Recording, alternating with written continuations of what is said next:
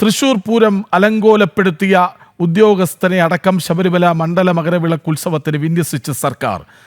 അങ്കിത് അശോകിനെ പമ്പയിൽ ചുമതല നൽകി. ആദ്യഘട്ടത്തിൽ സന്നിധാനത്തെ ചുമതല അരുൾ ബി കൃഷ്ണയ്ക്കാണ്. വിവരങ്ങളുമായി പ്രജിത് മോഹനൊപ്പം ചേരുന്നു. പ്രജിത്ത്, വളരെ പ്രധാനപ്പെട്ട ഒരു വാർത്ത, അതായത് വലിയ വിവാദമുണ്ടാക്കിയ പൂരം അലങ്കോലപ്പെടുത്തലിന് ആരാണോ നേതൃത്വം കൊടുത്തത് അതേ ആളിനെ പമ്പയിൽ ചുമതലയേൽപ്പിക്കുന്നു. അതായത് സന്നിധാനത്തേക്കുള്ള യാത്ര, തീർത്ഥാടന യാത്ര കാൽനടയായി എവിടുന്ന് തുടങ്ങുന്നുവോ അവിടുത്തെ ചുമതല. നമ്മളിപ്പോൾ അവിടുത്തെ ദൃശ്യങ്ങളൊക്കെ പ്രജിത്ത് അല്പം മുമ്പ് തത്സമയം ഗോകുൽ രമേശും ക്യാമറമാനും കാണിച്ചതാണ്.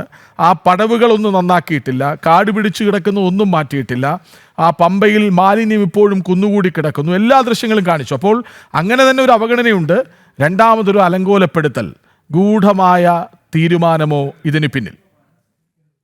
കൃഷ്ണരാജ്, അങ്ങനെ തന്നെ സംശയിക്കേണ്ടിയിരിക്കുന്നു. കാരണം ഈ ഉദ്യോഗസ്ഥൻ ആരാണ് എന്നുള്ളതെല്ലാം കേരളം മുഴുവൻ കണ്ടതാണ്. കാരണം തൃശൂർ പൂരത്തിന് കോതണ്ടവേണ്ടിയ ശ്രീരാമന്റെ രൂപം കാണുമ്പോൾ കലികളകിയ ഒരു പോലീസ് ഉദ്യോഗസ്ഥനാണ് ഇയാൾക്കെതിരെ വലിയ രീതിയിലുള്ള ആരോപണങ്ങൾ വന്നു. അന്ന് പൂരം അലങ്കോലപ്പെടുന്നതിൽ അങ്കിത് അശോകന്റെ പങ്ക് എന്താണെന്നുള്ളത് നമ്മൾ കണ്ടതാണ്. പിന്നീട് അങ്കിത് അശോകനെ സ്ഥാനമാറ്റമൊക്കെ ഉണ്ടായെങ്കിലും പിന്നീട് അയാളെ സംരക്ഷിക്കുന്ന സമീപനം തന്നെയാണ് സംസ്ഥാന സർക്കാർ സ്വീകരിച്ചിരിക്കുന്നത്. അങ്ങനെ ശ്രീരാമന്റെ രൂപം കണ്ടാൽ കലിയിളകുന്ന ഭക്തരോട് കയർക്കുന്ന ഒരു ഉദ്യോഗസ്ഥനെയാണോ, ശബരിമലയിൽ തീർത്ഥാടനം കണ്ടാൽ കലിയിളകുന്ന ഭക്തരോട് കയർക്കുന്ന ഒരു ഉദ്യോഗസ്ഥനെയാണോ ശബരിമലയിൽ തീർത്ഥാടന കാലത്ത് പമ്പ പോലെ ഏറ്റവും പ്രധാനപ്പെട്ട ഒരു സ്പോട്ടിൽ സുരക്ഷാ ചുമതലയ്ക്ക് നിർണയിക്കുന്നത് എന്നുള്ളതാണ് ഏറ്റവും പ്രധാനപ്പെട്ട ചോദ്യം. അങ്കിത് അശോകന് തൃശൂർ പൂരവുമായി ബന്ധപ്പെട്ട് ഇത്തരമൊരു പാസ്റ്റ് ഉള്ളതിനാൽ സ്വാഭാവികമായും ആ ഉദ്യോഗസ്ഥനെ അത്തരം ചുമതലകളിൽ നിന്ന് മാറ്റി നിർത്തേണ്ടതാണ് എന്നുള്ളതാണ് ഒരു സാധാരണ രീതിയിലുള്ള ഒരു പൊതുബോധ്യം എന്നുള്ളത്. പക്ഷേ പിണറായി സർക്കാരിന്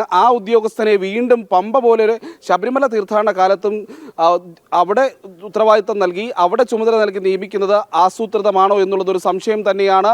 പ്രത്യേകിച്ച് നമ്മൾ ഈ ശബരിമല തീർത്ഥാടന കാലവുമായി ബന്ധപ്പെട്ട തിരക്ക് നിയന്ത്രിക്കുന്നതുമായി ബന്ധപ്പെട്ട പോലീസിന്റെ ഭാഗത്തു നിന്നുണ്ടാകുന്ന തുടർവീഴ്ചകൾ നമ്മൾ പലപ്പോഴും കണ്ടിട്ടുള്ളതാണ്. കഴിഞ്ഞ ദിവസം കുമ്മനം രാജശേഖരൻ അടക്കമുള്ളവർ ചൂണ്ടിക്കാട്ടിയതുപോലെ ഈ തിരക്ക് നിയന്ത്രിക്കാൻ ശാസ്ത്രീയമായ പരിശീലനം നൽകിയിട്ടുള്ള ആളുകളെയല്ല ശബരിമലയിൽ നിയന്ത്രിക്കുന്നത്, അല്ലെങ്കിൽ ശബരിമലയിൽ സർക്കാർ നിയോഗിക്കുന്നത്. അവിടെ ഈ MSP പോലുള്ള ക്യാമ്പുകളിൽ നിന്ന്, SAP പോലുള്ള ക്യാമ്പുകളിൽ നിന്നൊക്കെ ഉദ്യോഗസ്ഥരെ അവിടേക്ക് അയക്കുകയാണ് പതിവ്. അതിൽ ഏറ്റവും പുതിയതായിട്ടുള്ള ഉദ്യോഗസ്ഥരെ പോലും അങ്ങോട്ടേക്ക് അയക്കുന്നു, അവിടെ സുരക്ഷാ ചുമതലയ്ക്കും അവിടെ തിരക്ക് നിയന്ത്രിക്കാനും ഒക്കെ നിയോഗിക്കുന്നു എന്നുള്ളതാണ് അങ്ങനെ ചൂണ്ടിക്കാട്ടപ്പെട്ടിട്ടുള്ളത്.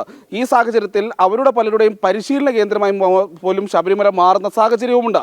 പക്ഷേ പലപ്പോഴും സംഭവിക്കുന്ന ഒരു പ്രശ്നം, തിരക്ക് നിയന്ത്രിക്കുന്നതിൻ്റെ പേരിൽ ഭക്തരെ കായികമായി കയ്യേറ്റം ചെയ്യുന്ന സാഹചര്യം പോലും ശബരിമലയിൽ ഉണ്ടായിട്ടുണ്ട്.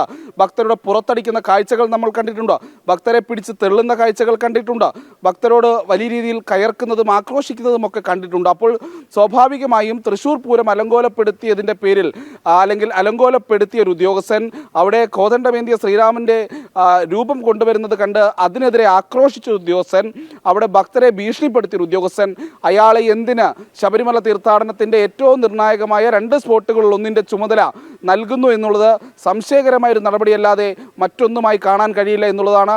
എന്തായാലും അങ്കിത് അശോകനെയാണ് ഇപ്പോൾ പമ്പയുടെ ഉത്തരവാദിത്തം സർക്കാർ ഏൽപ്പിച്ചിരിക്കുന്നത്. കൃഷ്ണരാജ്. പ്രജിത്ത്, ഈ സന്നിധാനത്തേക്ക് ഭക്തർ നിരവധി എത്തുന്ന സമയത്ത് പോലീസ് പലപ്പോഴും അവരുടെ കയ്യിൽ നിന്ന് പിടിവിട്ടു പോകുന്നത് നമ്മൾ കണ്ടിട്ടുണ്ട്.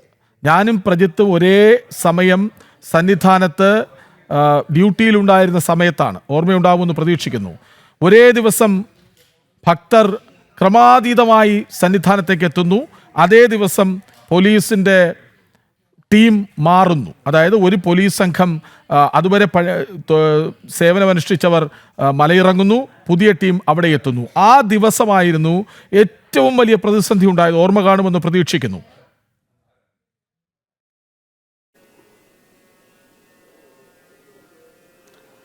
കൃഷ്ണരാജ്, അങ്ങനെ തന്നെയാണ്. കാരണം അന്ന് ആ ദിവസത്തിൻ്റെ ഒരു പ്രത്യേകത, ഭക്തർ അന്ന് ഒരു അവധി ദിവസമായിരുന്നു എന്നുള്ളതാണ് ഞാൻ ഓർക്കുന്നത്. ശരിയാണോ എന്നുള്ളതിൽ വ്യക്തതയില്ല.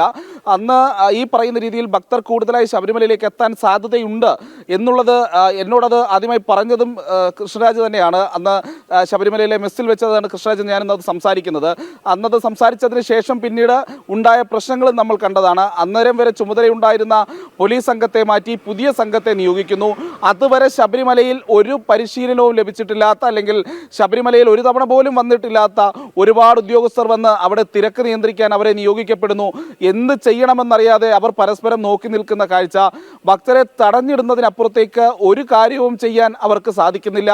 എങ്ങനെ 18-ാം പടിയിൽ നിന്ന് ഭക്തരെ കയറ്റിവിടണം, അവർക്ക് ഒരു തടസ്സമുണ്ടാകാതെ, അതായത് ദർശനത്തിന് എത്തിയവർക്ക് കൂടുതൽ ബുദ്ധിമുട്ടുണ്ടാക്കാതെ അവരെ പടി കയറ്റിവിടണം തുടങ്ങിയിട്ടുള്ള കാര്യങ്ങൾ പോലും ചെയ്യാൻ അറിയാത്ത വളരെ ജൂനിയർ ആയിട്ടുള്ള ഉദ്യോഗസ്ഥർ. ഇത് തന്നെയാണ് കഴിഞ്ഞ ദിവസം പല ഹൈന്ദവ നേതാക്കളും ചൂണ്ടിക്കാട്ടുന്നത്.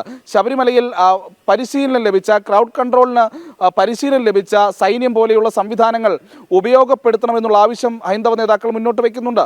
അന്ന് നമ്മൾ കണ്ട അതേ പ്രശ്നങ്ങൾ തന്നെയായിരിക്കാം ഈ ഉത്തരവാദിത്തക്കുറവുള്ള അല്ലെങ്കിൽ പരിശീലനം കൃത്യമായി ലഭിച്ചിട്ടില്ലാത്ത, ഇത്തരം കാര്യങ്ങൾ, ഇത്തരം സാഹചര്യങ്ങൾ നേരത്തെ കൈകാര്യം ചെയ്ത് പരിചയമില്ലാത്ത ഈ ഉദ്യോഗസ്ഥരെ അവിടെ കൊണ്ടുവന്നിടുന്നതിൻ്റെ ഭാഗമായി ഉണ്ടാകുന്നത്. പ്രത്യേകിച്ച് തിരക്ക് നിയന്ത്രിക്കാൻ വരുന്നത് ആകെ സെക്രട്ടേറിയറ്റിന് മുന്നിൽ ഈ പറയുന്ന അല്ലെങ്കിൽ മറ്റിടങ്ങളിൽ സമരക്കാരെ നേരിട്ട് പരിചയമുള്ള ആളുകളാണെങ്കിൽ അവർക്ക് ആദ്യം തോന്നുക കൈ ഉയർത്തി തല്ലാനാണ്. അത്തരം തല്ലുകൾ നമ്മൾ ഒരുപാട് ശബരിമലയിൽ കണ്ടിട്ടുണ്ട്. ഭക്തർക്ക് നേരെ അത്തരം കയ്യേറ്റങ്ങൾ ഒരുപാട് കണ്ടിട്ടുണ്ട്.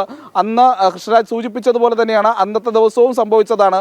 പരിചയസമ്പന്നരല്ലാത്ത ഉദ്യോഗസ്ഥർ, ഭക്തർക്ക് ശബരിമലയിലെ പ്രാധാന്യമറിയാത്ത ഉദ്യോഗസ്ഥർ, ശബരിമലയിലെ തിരക്കും നേരത്തെ പറഞ്ഞ പോലെ സമരങ്ങളിലെ തിരക്കും തമ്മിലുള്ള വ്യത്യാസം അറിയാത്ത ഉദ്യോഗസ്ഥർ, ഇവരെയൊക്കെ കൊണ്ടുവന്നിട്ട് ശബരിമല തീർത്ഥാടന കാലയളവിൽ അന്ന് വലിയ ബുദ്ധിമുട്ട് ഭക്തർക്കുണ്ടാക്കി. മണിക്കൂറുകളോളം അവരെ ഈ ക്യൂ കോംപ്ലക്സുകളിൽ അടച്ചിടുന്ന സാഹചര്യം ഉണ്ടാക്കി.